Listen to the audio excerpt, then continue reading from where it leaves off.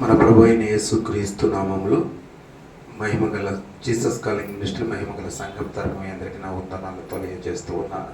వందనాలండి. బాగున్నారా? బాగుంటే ఏం చేయాలి?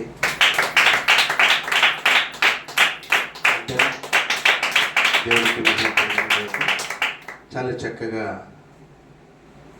ఆసక్తి కలిగి ఉన్నారు. ఈ బైబిల్ స్టడీకి మీరు అంతా వచ్చినందుకు చాలా థ్యాంక్స్. ఈ సమయం దేవుడు మనందరికి ఇచ్చాడు. చక్కగా బైబిల్లో ఉన్న సత్యాన్ని నేర్చుకోవడానికి ఆసక్తి కలిగి వచ్చారు.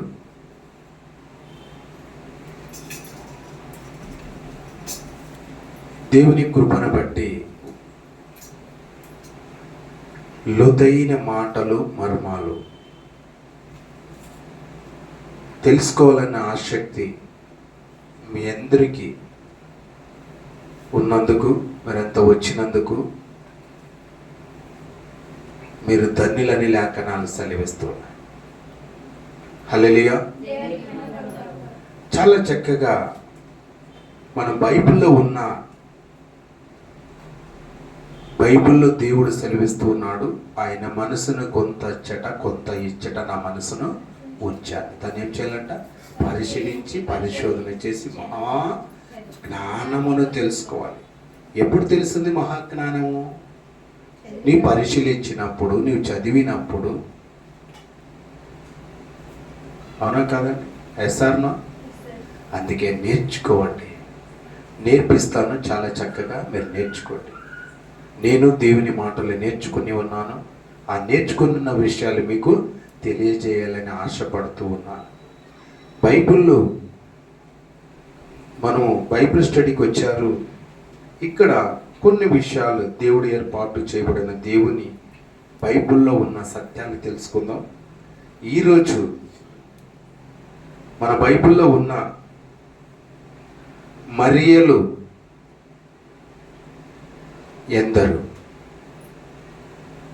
యేసుక్రీస్తు ప్రభు తల్లి ఉంది కదండి, ఆమెనేమంటాము? మరియా. ఆ మరియాలు ఎంతమంది ఉన్నారు?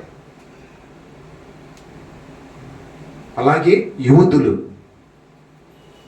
ఇస్కరియోతు యూదా ఉన్నాడు కదండి, అలాంటి యూదులు ఎంతమంది ఉన్నారు? అలాగే యోహాను ఎందరు?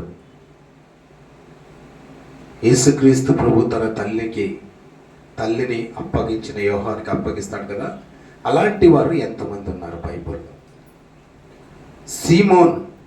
సీమోనులు ఎందరు? మరి యోహానులు ఎందరు?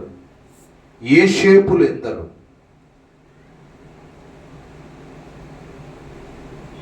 యోసేపు యేసుక్రీస్తు ప్రభు తండ్రి ఉన్నాడు కదా, ఆయన ఎంతమంది ఉన్నారు బైబిల్లో?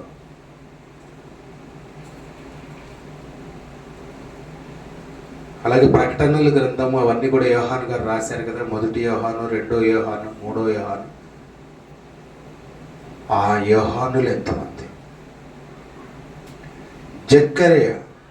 జక్కరీలు ఎంతోమంది ఉన్నారు అని ఈరోజు మీ అందరితో మాట్లాడాలని ఆశపడుతున్నా. చూద్దామా? మన పరిశీలనలోకి వెళ్దామా? లేఖనాలు చూద్దాం. చూడండి,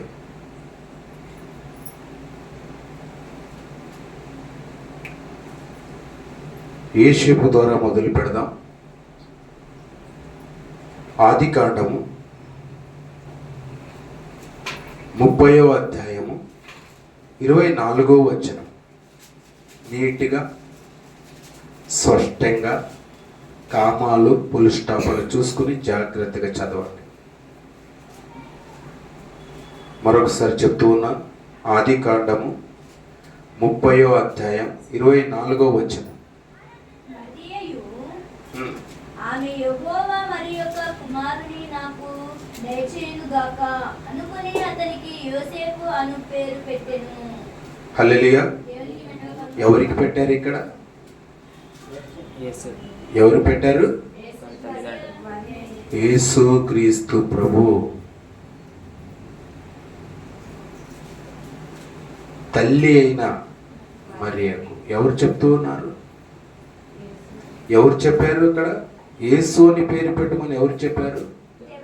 దేవదూత దేవుని ద్వారా దేవుని దయ వలన కలిగి ఉన్నది. ఇది దేవుని చిత్తము. నీ పేరు యేసేపు అని నీ పేరు పెట్టదు.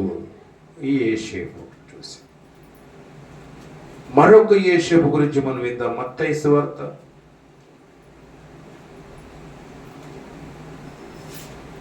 1వ అధ్యాయం 16వ వచనం. యాకోబు మరియు మరియ భర్త అయిన యోసేపును కనెను. ఆమె యందు క్రీస్తు అనబడి యేసు పుట్టెను. హల్లెలూయా. ఇక్కడ ఏ యేసేపు కనిపిస్తున్నాడు? భర్త అయిన యేసేపు. ఎవరు? యేసుక్రీస్తు ప్రభు తండ్రి మనకు కనిపిస్తూ ఉన్నాడు. మొట్టమొదటిగా ఎవరు కనిపించారు మనకు? యేసేపు. యేసుక్రీస్తు ప్రభు కనిపించారు. రెండవ వ్యక్తిని చూసుకుంటే ఎవరు కనిపిస్తున్నాడు ఇక్కడ? తన తండ్రి కనిపిస్తున్నాడు. మూడో వ్యక్తి దగ్గరికి వెళ్దాం. మత్తయి సువార్త 27వ అధ్యాయం 57వ వచనం. యేసు శిష్యుడుగానున్న అరిమతయిను యోసేపు అనే ఒక ధనవంతుడు సాయంకాలమైనప్పుడు వచ్చి పిలాతు వద్దకు వెళ్ళి యేసు దేహమును తనకిమ్మని అడగగా పిలాతు దాన్ని అతని కప్పగింప ఆజ్ఞాపించెను. హల్లెలూయా. యేసు క్రీస్తు ప్రభు శిష్యుడు ఎవరై ఉన్నారు అక్కడ? యేసేపు ఉన్నాడు. అక్కడ ఒక యేసేపును చూసాం. అక్కడ ఒక యేసేపును మనం చూసాం. ఎంతమంది అయ్యారండి? 3 అయ్యారు. 4వ వ్యక్తి గురించి మీకు పరిచయం చేయబోతున్నాను. అపోస్తుల కార్యములు తీయండి తొందరగా. అక్కడ ఒక యేసేపును మీకు చూపించాలని ఆశపడుతుంది. 4వ అధ్యాయం 36వ వచనం.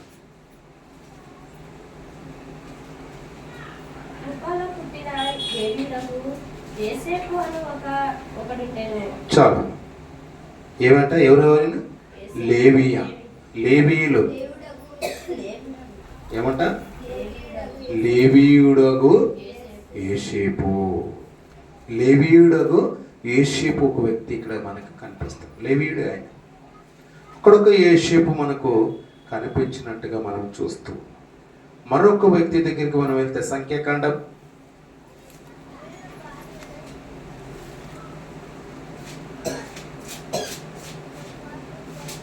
13వ అధ్యాయం 7వ వచనం.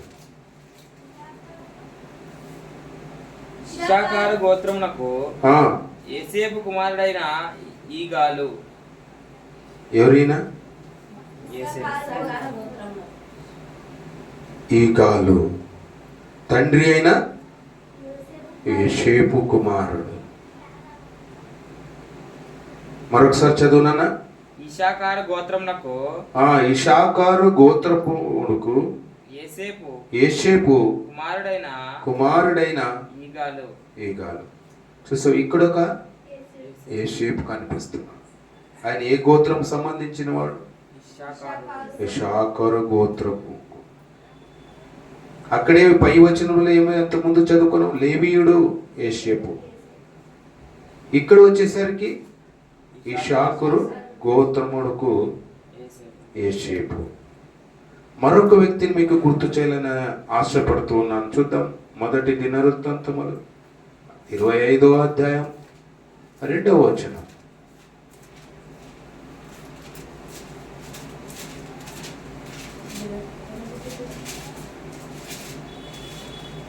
మొదటి దినవృత్తాంతములు 25వ అధ్యాయం 2వ వచనం. అక్కడ ఆషాపు కుమారుడైన యేసేపు కనిపిస్తాడు.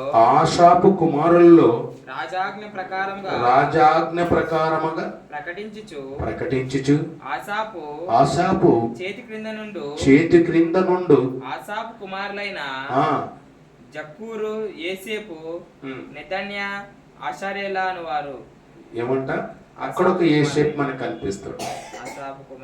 ఆసాపు కుమారుడైన యేసేపు. ఆసాపు మన కీర్తనలు కూడా రాశాడు. ఆసాపు కుమారుడు.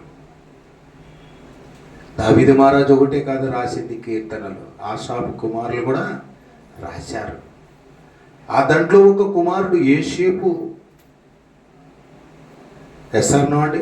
ఎంతమంది అయ్యారు? 6 మంది అయ్యారు. ఆ 6 మంది యాకోబు కుమారుడైన యోసేపు, మరియ కుమార్కు భర్త అయిన యోసేపు, మరి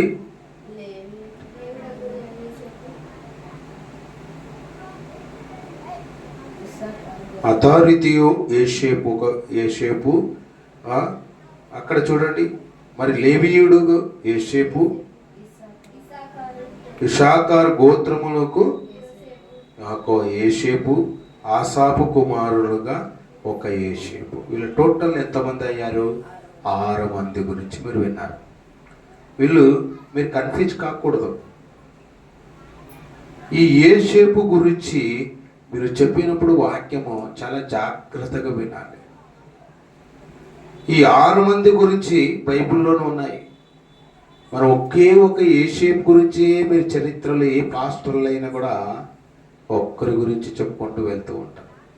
ఆ యోసేపు గురించి, మన ప్రభు అయిన యేసుక్రీస్తు ప్రభు గురించి. అవునా? ఎస్ అన్నా? ఇంతమంది ఉన్నారు. 6 మంది గురించి ఈరోజు మీరు మరొక దగ్గరికి వెళ్దాం. మనము సీమోనులు ఎందరు? ఏంటండి? సీమోనులు ఎందరు? సీమోనుల దగ్గరికి వెళ్దాం. అలాగే మత్తయి సువార్త 4వ అధ్యాయం 18వ వచనం.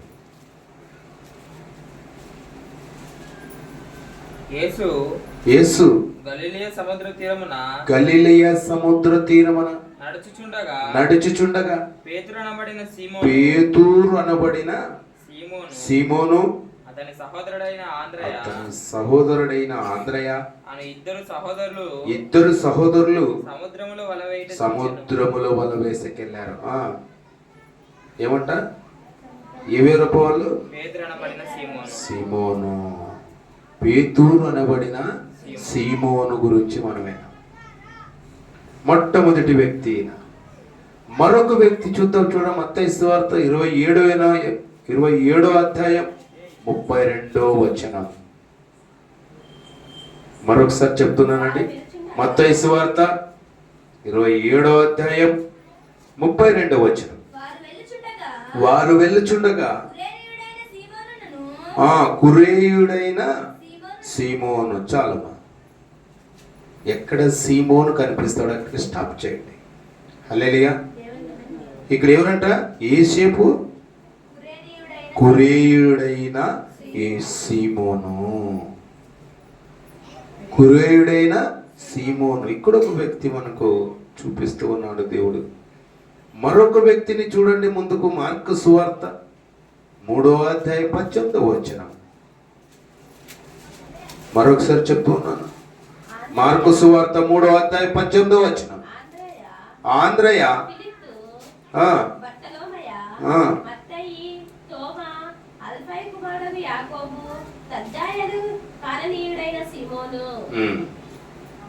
ఏమంట?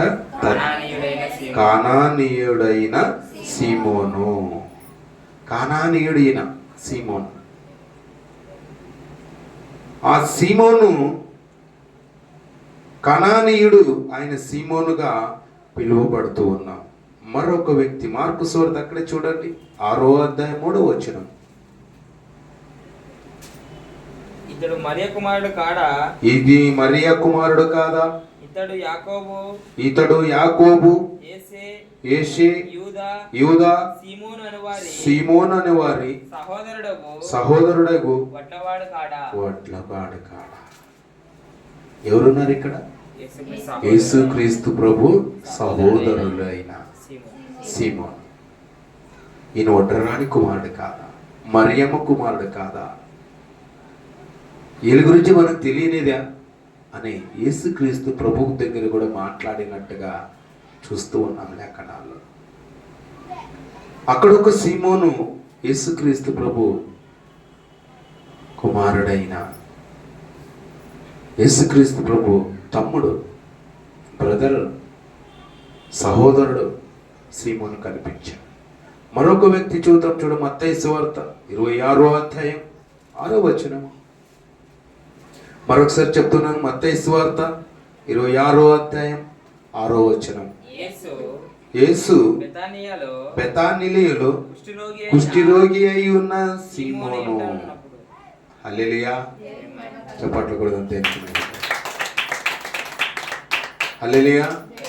ఇక్కడ ఎవరు కనిపిస్తున్నారు? బెతానియ కుష్ఠరోగి అయి ఉన్న సీమోను. కుష్ఠరోగి. ప్రభువా, నీ చిత్తమైతే నన్ను శుద్ధిపరచు, నాకిష్టమే అని కౌగిలించుకున్నాడు యేసుక్రీస్తు ప్రభు. కుష్ఠరోగిని చూసి చాలా మంది పరిగెత్తి వెళ్ళిపోయారు కొండ మీద. యేసుక్రీస్తు ప్రభు ఆయన దగ్గరికి వెళ్తున్నాడు.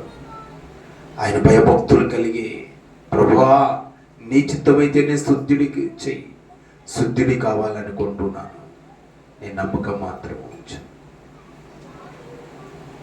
నీ శుద్ధుడి కమ్మని అలాగే ముట్టి తాకి స్వస్థపరిచిన ఎవరైనా కుష్ఠరోగి అయిన సీమోన్. మరొక వ్యక్తి గురించి చూద్దాం, చూడండి. అపోస్తల కార్యముకు రండి, 3వ అధ్యాయం 9వ వచనం. వాడు నడుచుచు దేవుని స్తుతించుట ప్రజలందరూ చూచి,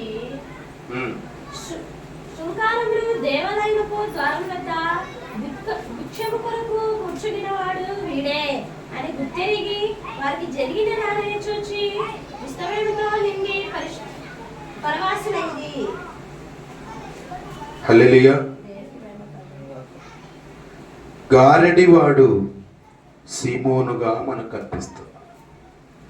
గారడి అంటే ఏంటండి? ఏం చేసేవాళ్ళు? గారడి అంటే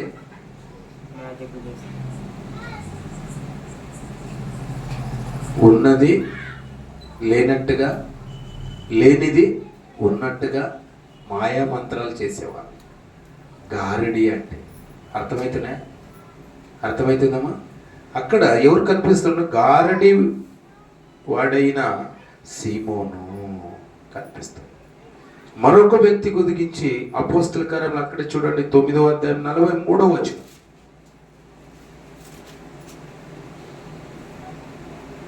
పేతురు ఇప్పెలో సీమోనును ఒక చర్మకారిణి యొద్ద ఏమున్నారండి ఇక్కడ?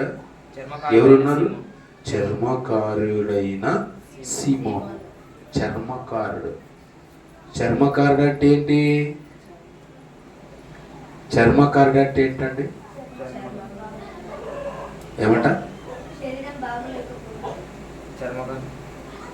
చర్మంతో డప్పులు. చర్మకారుడు అంటే చర్మాలు అమ్ముకునేవాడు, బిజినెస్ చేసేవాడు. అవునా? అక్కడే ఎంత చక్కటి చర్మకారుడు అయిన సీమోను. ఇక్కడ ఒక సీమోను కనిపించాడు, చర్మకారుడైన సీమోను. మరొక వ్యక్తి గురించి మీకు పరిచయం చేయబోతున్నాను. యోహాను సువార్తకి రండి, 6వ అధ్యాయం 71వ వచనం.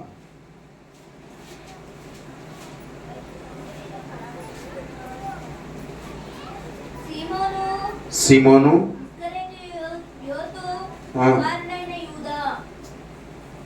హల్లెలూయా. ఇక్కడ ఇస్కరేతు యూదా తండ్రి అయిన సీమోనుగా కనిపిస్తున్నాడు. మొట్టమొదటి వ్యక్తి ఎవరు? పేతురు అనబడిన మారుపల్లి పేరు కలిగిన సీమోను.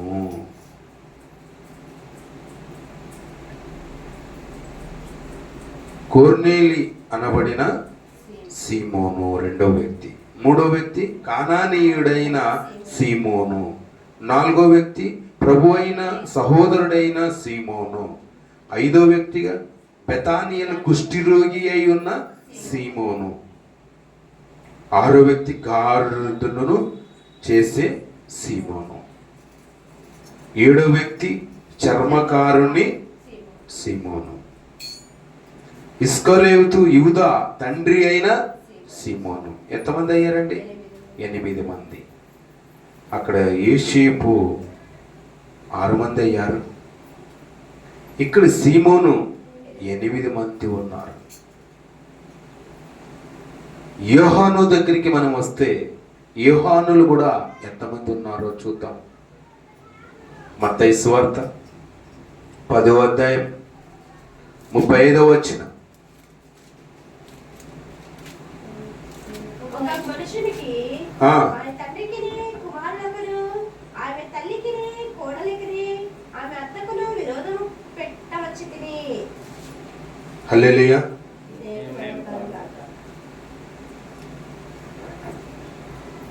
ఇక్కడ దెబదీయ కుమారుడైన యోహాను మనకు ఆ అధ్యాయంలో కనిపిస్తాడు. ఎవరు కుమారుడు అంట? దెబదీయ కుమారుడైన యోహాను.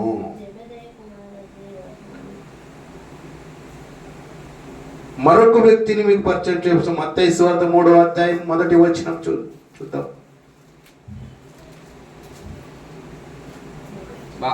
ఆ దినములు ఏంటో బాప్తిసమిచ్చు యోహాను మనకు కనిపిస్తున్నాడు రెండో వ్యక్తిగా.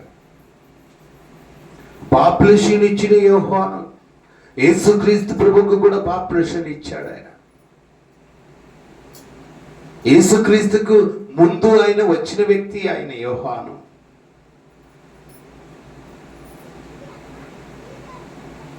యోహాను గారు అంటాడు, నేను ముందు వచ్చాను కానీ నా వెనుకటి వచ్చే ఆయన, నేను ఆయన చెప్పులు వారు విప్పడానికి కూడా యోగ్యత లేని వాడిని అంటాడు ఆయన యోహాను గారు. హల్లెలూయా. అలాంటి బాప్తిసం ఇచ్చి యోహాను గురించి ఆ యోహాను అని ఆ మాటను మనం చూస్తూ ఉన్నాం, కనిపిస్తూ ఉన్నాం.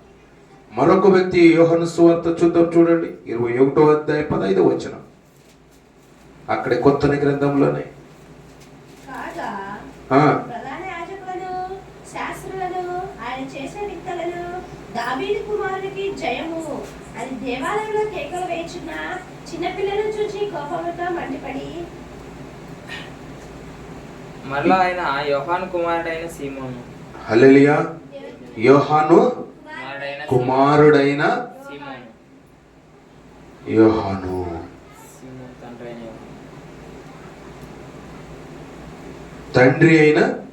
యోహాను. తండ్రి అయిన సీమోను తండ్రి అయిన యోహాను. సీమోను తండ్రి అయిన యోహాను. మరొక వ్యక్తిని చూద్దాం, చూడండి అపోస్తుల కార్యములు 12వ అధ్యాయం 12వ వచనం. మరొకసారి చెప్తూ ఉన్నాను. అపోస్తుల కార్యములు 12వ అధ్యాయం 12వ వచనం. ఇట్లు ఆలోచించుకొని అతడు మార్కు అను ఆ మారు పేరు గల యోహాను తల్లి అయిన మరియా.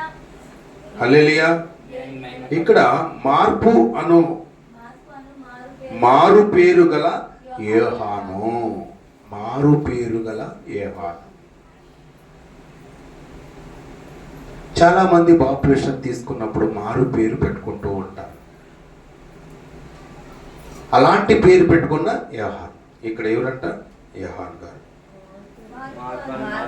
మార్పు అను మారు పేరు గల యోహాను మనకు కనిపిస్తున్నారు. ఎంతమంది అయ్యారు? 4 అయ్యారు. ఆ 4 ఎవరు మరొకసారి చూద్దాం. జెబెదయి కుమారుడైన యోహాను, బాప్తిసం ఇచ్చు యోహాను,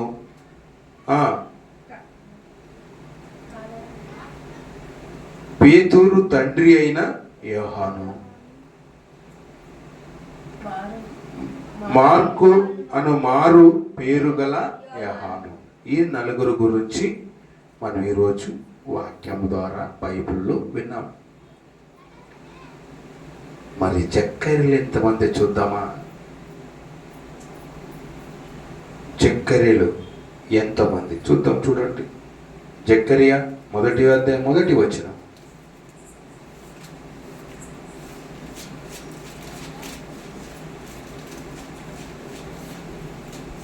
తొందర తెరవాలి. మరొకసారి చెప్తాను. జకర్యా 1వ అధ్యాయం 1వ వచనం ప్రభు చదువునా. రాజైన దర్శావేషు దర్యావేషు ఏలుబడినందు 2వ సంవత్సరమున 8వ నెలలో యెహోవాకు ప్రవక్తయు ఇద్దోకు పుట్టిన బెరాక్య కుమారుడైన జకర్యా. హల్లెలూయా. చెప్పట్లు కొడదాం దేవునికి మహిమ. బెరక్క కుమారుడైన జకర్యా కనిపిస్తున్నాడు మనకు. ఈ చిత్రంగా ఉన్నాయి కదా పేర్లు. మరొక వ్యక్తిని మీకు పరిచయం చేయబోతున్నాను. చూద్దాం, చూడండి. 2వ దినవృత్తాంతములు 24వ అధ్యాయం 20వ వచనం.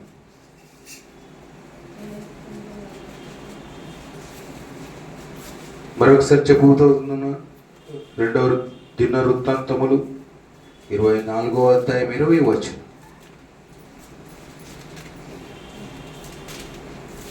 అప్పుడు దేవుని ఆత్మ యాజకులకు యెహోయాదా కుమారుడైన జకర్యా మీదికి రాగా. హల్లెలూయా. హల్లెలూయా. ఈయన ఎవరంట? యెహోయాదా కుమారుడైన జకర్యా. ఏమంట? యెహోయాదా కుమారుడైన జకర్యా. ఇద్దరు వ్యక్తులు మనం చూస్తున్నాం. 3వ వ్యక్తిని నీకు పరిచయం చేయబోతున్నాను. చూద్దాం, చూడండి. లూకా సువార్త 1వ అధ్యాయం 8వ వచనం. కొత్త గ్రంథానికి రండి. మరొకసారి చెప్తూ ఉన్నాను. 3వ అధ్యాయం 1వ అధ్యాయం లూకా సువార్త 1వ అధ్యాయం 8వ వచనం. జకర్యా తన తరగతి క్రమము చొప్పున దేవుని ఎదుట యాజక ధర్మము జరిగించుచుండగా. చాలు. ఇక్కడ బాప్తిస్మం ఇచ్చి యోహాను తండ్రి జకర్యా. ఎవరంటేనా? బాప్తిస్మం ఇచ్చాడే యోహాను. బాప్తిస్మం ఇచ్చు యోహాను తండ్రి జకర్యా. ఎంతమంది అయ్యారు? 3 అయ్యారు. మొదటి బెరాకా కుమారుడైన జకర్యా 1, యూదా కుమారుడైన జకర్యా, బాప్తిస్మం ఇచ్చు యోహాను తండ్రి జకర్యా. వీళ్ళ 3 గురించి మనం ఈరోజు విన్నాం.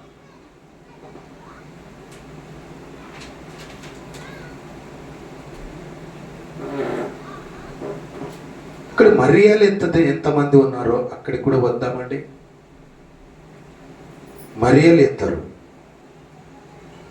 లూకా సువార్త 8వ అధ్యాయం 2-3 వచనాల్లో మనకు కనిపిస్తుంది. చూద్దాం, చూడండి. మరి అపవిత్రాత్మలను, వ్యాధులను, పోగొట్టబడిన కొందరు స్త్రీలను, అనగా 7 దయ్యములు వదిలిపోయిన మగ్దలేని అనబడిన మరియయు. హల్లెలూయా. ఎవరంట? మగ్దలేని మరియ కనిపిస్తుంది. మగ్దలేని మరియ కనిపిస్తుంది. మరొక మరియ గురించి మనం విందాం. మత్తయి సువార్త 1వ అధ్యాయం 18వ వచనం. మత్తయి సువార్త కొత్త గ్రంథంలో చూడండి 1వ అధ్యాయం 18వ వచనం. యేసుక్రీస్తు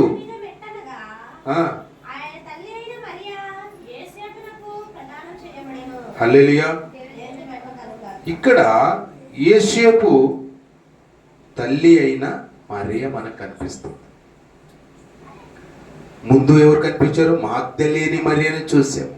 ఇక్కడ యేసుక్రీస్తు ప్రభు మరియను చూస్తున్నాం, తన తల్లి. ఎస్ అండి. 3వ వ్యక్తిని పరిచయం చేస్తున్న లూకా సువార్తకు రండి. 10వ అధ్యాయం 38వ వచనము చదువుకుందాం. అంతటా వారు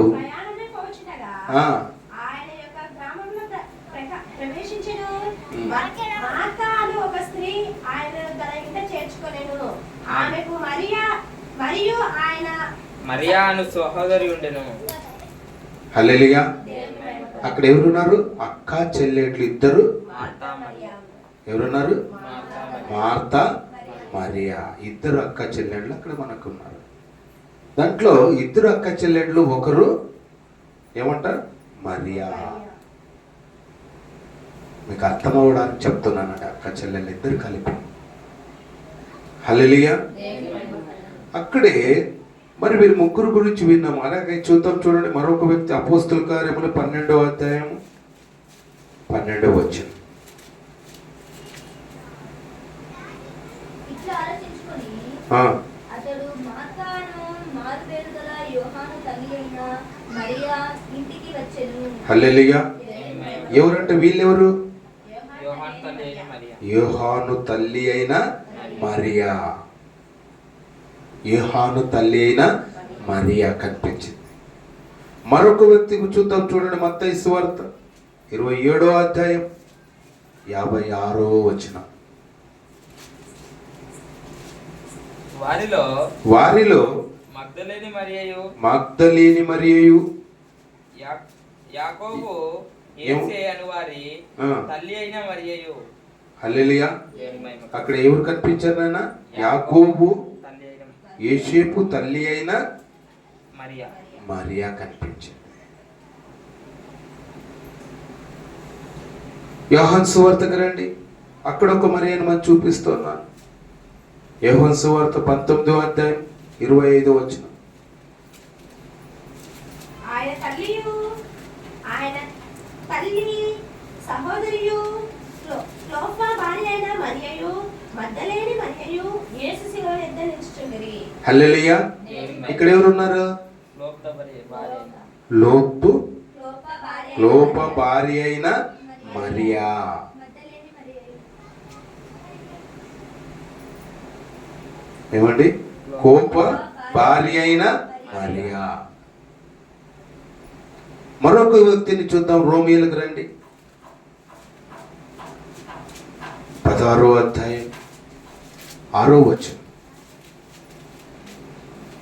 నీ కొరకు ఆ, బహుగా ప్రయాసపడిన మరియకు వందనములు. హల్లెలూయా. దేవుని మహిమ కలుగును. మీ కొరకు ప్రయాసపడిన ఆ, మరియకు వందనములు. వందనాలు చేసుకున్నాను. అక్కడ ఒక మరియా కనిపిస్తుంది. ఎంతమంది అయ్యారు? 7 మంది అయ్యారు. ఆ 7 మంది మరొకసారి గుర్తు చేసుకున్నాం. మగ్దలేని మరియా ఒకటి, యేసు తల్లి అయిన మరియా, సహోదరి అయిన మరియా, యోహాను తల్లి అయిన మరియా, యాకోబు యోసేపు తల్లి అయిన మరియా, కోఫు భార్య అయిన మరియా, రోమా పట్టణములోను ఒక సహోదరి అయిన మరియా. ఈ 7 మనం ఈరోజు కనుగొన్నాం. మరి చివరికి వచ్చేసామండి. యూదులు ఎంతమంది అనేవా, అది కూడా మనం విందాం. చివరికి వచ్చేసాం. చూద్దాం, చూడండి మత్తయి సువార్త 10వ అధ్యాయం 3వ వచనం. ఫిలిప్పు ఆ, బర్తలోమయ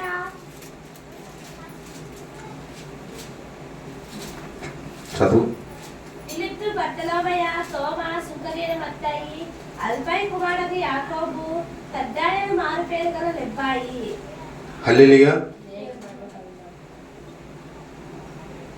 యేసును అప్పగించిన ఇస్కరియోతు యూదా కనిపిస్తున్నాడు మనకి.